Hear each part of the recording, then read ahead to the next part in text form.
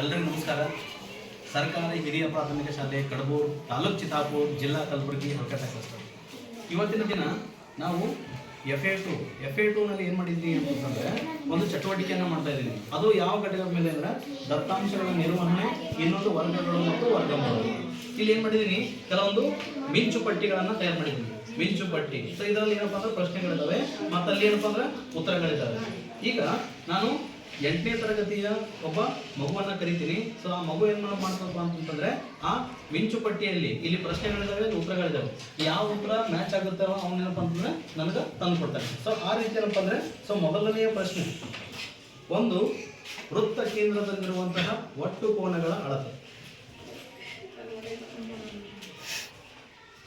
ಎಷ್ಟು ಕೊಡೋದು ಚಿಟ್ಟಿ? ಅದೊಂದು ಈ ಕ್ವಶನ್ ನೆಕ್ಸ್ಟ್ ಹೇಳು. ಒಂದು ವೃತ್ತದ ಕೇಂದ್ರದಲ್ಲಿರುವ ಒಟ್ಟು ಕೋನಗಳ ಅಳತೆ 360 ಡಿಗ್ರಿ. ಸರಿಯಾಗಿದೆಯಲ್ಲ? ಚಪ್ಪಾಳೆ ಮಾಡಿ.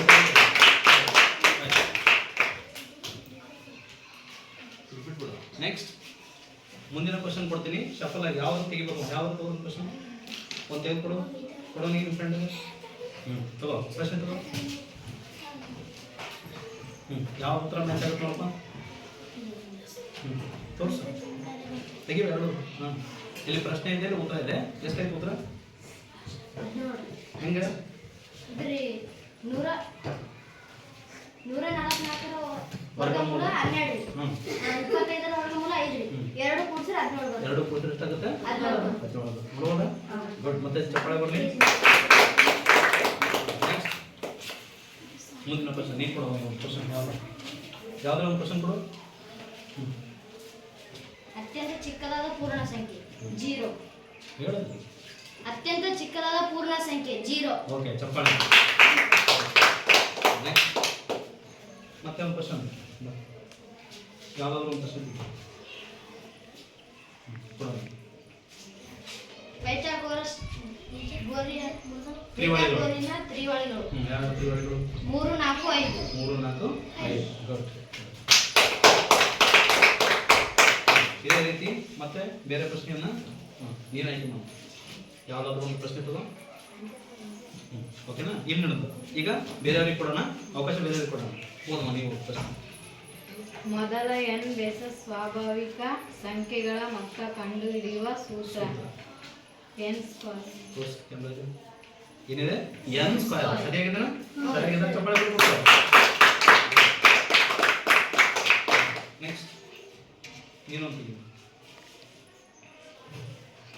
ಇದೆನಾ? ರೈಟ್. ಕೊಡು ಕೊಡು, ನಿಮ್ಮ ಫ್ರೆಂಡ್ ಕೊಡು. ಓದ್ ಮಾಡು ಪ್ರಶ್ನೆ. 2 ನಾಣ್ಯಗಳನ್ನು ಒಂದು ಬಾರಿ ಚಿಮ್ಮಿದ ಬರುವ ಫಲಿತ. 2 ನಾಣ್ಯವನ್ನು ಹಾರಿಸಿದಾಗ ಏನೇನು ಫಲಿತಗಳು ಬರ್ತಾವ ಅಂತ ಇಲ್ಲಿ ಮಿಂಚು ಪಟ್ಟಿಯಲ್ಲಿ ಆನ್ಸರ್ ಇದೆ. ಯಾರು ಹೇಳೋದಿಲ್ಲ, ತೆಗಿತಾರ ಅವರು. ತಪ್ಪಾಗ್ಲಿ ಕರೆಕ್ಟಾಗಿ ಏನು ಬಂದ್ವಾ? ಹೆಚ್ ಅಂದ್ರೆ ಹೆಡ್, ಟಿ ಅಂದ್ರೆ ಟೇಲ್. ಹೆಡ್ ಟಿ ಟೇಲ್ ಅಂತ ಕರಿತೀವಿ.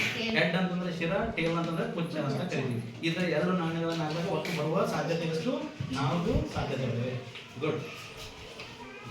ನೆಕ್ಸ್ಟ್ ಓಕೆ, ಮುಂದಿನ ಪ್ರಶ್ನೆ. ಇನ್ನೂ 4 ಪ್ರಶ್ನೆಗಳು ಉಳಿತವೆ. ಈಗ ಮತ್ತೊಂದು ಪಿಕ್ ಮಾಡೋದು. ಕೊಡು ಬಾ ಮುಂದೆ. ವರ್ಗಮೂಲದ ಚಿಹ್ನೆ. ಯಾವ ವರ್ಗಮೂಲದ ಚಿಹ್ನೆ ನೋಡು? ರೂಟ್.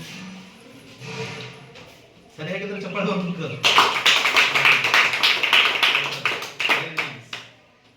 ಈ ಥರ ಇರಬೇಕು. ನೆಕ್ಸ್ಟ್ ಕ್ವಶನ್ ಅದ, ಮತ್ತೊಂದು ಪಿಕ್ ಮಾಡು. ರೈಟಾ? ನೀನೇ ತೆಗಿ. ಹೌದಾ? ಅವನೇ ಪಿಕ್ ಮಾಡಿದ್ರೆ ಅವನಿಗೆ ಕೊಟ್ಬಿಡೋಣ. -7ರ ವರ್ಗವು.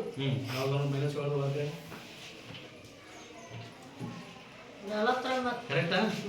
ಯಾಕೆ ಮೈನಸ್ ಅಲ್ಲಿ ಹೋಯ್ತು? ಮೈನಸ್ ಅನ್ನ 2 ಸರ್ತಿ ಗುಣಿಸಿದಾಗ ಮೈನಸ್ ಇಂಟು ಮೈನಸ್ ಏನಾಗುತ್ತೆ? 7ರ ವರ್ಗ. Okay, good. ನೈಸ್. ನೆಕ್ಸ್ಟ್ ಮತ್ತೆ ಯಾರಿಗೆ ಅವಕಾಶ ಸಿಕ್ಕಿಲ್ಲ? ನೀನೊಂದು ತೆಗಿತೀಯ? ಈಗ 2 ಚಿಟ್ಟಿ 2 ಒಂದು ನಾಣ್ಯವನ್ನು ಒಂದು ಬಾರಿ ಚಿಮ್ಮಿದಾಗ ಬರುವ ಫಲಿತಾಂಶಗಳು ಇನ್ನು 2 ಚಿಟ್ಟು ಉಳಿದಾವೆ, 2 ಆನ್ಸರ್. ಶಿರಾನ ಬರ್ಬೋದು, ಪುಚ್ಚನ ಬರ್ಬೋದು. ಚೇಲರ ಬರ್ಬೋದು, ಪುಚ್ಚರ ಬರ್ಬೋದು, ಕೇಲೋ ಒಂದು ನಾಣ್ಯವನ್ನು ಹಾಕ್ತಾರೆ. ಕರೆಕ್ಟಾ? ಗುಡ್. ಚಪ್ಪಾಳೆ ಬರಲಿ ಮಂತ್ರಿ. ನಿಮ್ಮ ಪ್ರಶ್ನೆ ಉಳಿದಿದೆ. ಯಾರಿಗೆ ಬಂದಿಲ್ಲ? ಯಾರಿಗೆ ಬಂದಿಲ್ಲ? ಇಬ್ಬರಿಗೆ ಬಂದಿಲ್ಲ.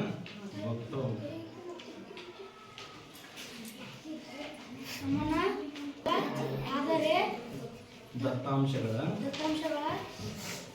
ಅನುಗುಣವಾಗಿ ಎತ್ತರ ಹೊಂದಿರುವ ಕಂಬಗಳ ಮೂಲಕ ಮಾಹಿತಿಯ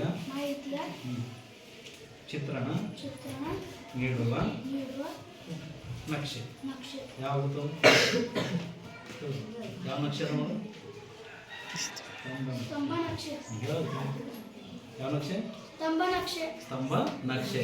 ಸೊ ಸ್ತಂಭ ನಕ್ಷೆಯಲ್ಲಿ ಅಗಲಗಳು ಏನಾಗಿರ್ತಾವ? ಸಮನಾಗಿರ್ತಾವೆ. ಆದರೆ ಎತ್ತರಗಳು ಮಾಹಿತಿಗೆ ಅನುಗುಣವಾಗಿ ಏನಾಗ್ತಾವ? ಬೇರೆ ಬೇರೆ ಬದಲಾವಣೆ ಆಗ್ತಾವ. ಓಕೆನಾ ಮಕ್ಕಳೇ? ಈ ರೀತಿ ಏನಪ್ಪಾ ಅಂದ್ರೆ ಒಂದು ಚಟುವಟಿಕೆಯನ್ನ ನಾವು ಇಲ್ಲಿ ಹಮ್ಮಿಕೊಂಡಿದ್ವಿ. ಸೊ ಎಲ್ಲರೂ ಕೂಡ ಏನಪ್ಪಾ ಅಂದ್ರೆ ಅರ್ಥ ಆಯ್ತು ಎಲ್ಲರಿಗೆ?